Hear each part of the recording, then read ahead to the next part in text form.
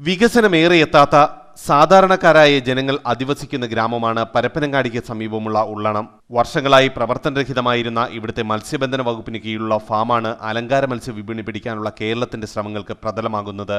സംസ്ഥാന സർക്കാരിന്റെ നിയന്ത്രണത്തിലുള്ള കേരള അക്വാവെഞ്ചർ ഇന്റർനാഷണൽ ലിമിറ്റഡ് അഥവാ കാവിൽ പദ്ധതിയുടെ നടത്തിപ്പ് മേൽനോട്ടം വഹിക്കും. Kavil has got support from the central government, state government, and also it is a collaborative project of the private and also the involvement of public.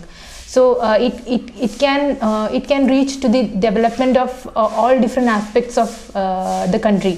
കുടുംബശ്രീകൾ വഴി പഞ്ചായത്തുകളുടെ സഹകരണത്തോടെ ഉള്ളണം ഉൾപ്പെടെയുള്ള ഗ്രാമങ്ങളിൽ വിദേശത്തു നിന്ന് ഇറക്കുമതി ചെയ്യുന്ന അലങ്കാര മത്സ്യക്കുഞ്ഞുങ്ങളെ വിതരണം ചെയ്ത് വളർച്ചയെത്തുമ്പോൾ വില നൽകി തിരിച്ചെടുക്കുന്ന പദ്ധതിയാണ് വിഭാവനം ചെയ്തിരിക്കുന്നത്. കുടുംബശ്രീ വഴി വിവിധ ഹോം സ്റ്റേകളിലേക്ക് സപ്ലൈ ചെയ്യുകയും അവരിൽ നിന്ന് ഞങ്ങൾ തിരിച്ച് നല്ല ഒരു വളർച്ചയെത്തിയതിനു ശേഷം ഞങ്ങൾ തിരിച്ചു വാങ്ങുന്നതുമാണ്. വിവിധ വിദേശ രാജ്യങ്ങളിൽ നിന്നുള്ള 38 തരം വ്യത്യസ്ത അലങ്കാര മത്സ്യങ്ങളാണ് ഇന്ന് ഉള്ളണത്തെത്തുക. ഭാരത സർക്കാർ അംഗീകരിച്ച രാജ്യത്തെ ആദ്യത്തെ അലങ്കാര മത്സ്യ പ്രജനന കേന്ദ്രമായി മാറുകയാണ് ഉള്ളണത്തെ ഈ ഫാം. ലഭ്യമായ അടിസ്ഥാന സൗകര്യങ്ങളും ഭൗതിക സാഹചര്യങ്ങളും ഉപയോഗപ്പെടുത്തി നേട്ടമുണ്ടാക്കാനാകുമെന്നാണ് ഫാം അധികൃതരുടെയും നാട്ടുകാരുടെയും വിശ്വാസം. ഉള്ളണത്ത് നിന്നും ക്യാമറാമാൻ മുഹമ്മദ് അലിക്കൊപ്പം ആർ രാധാകൃഷ്ണൻ, ജയ്ഹിന്ദ് ന്യൂസ്.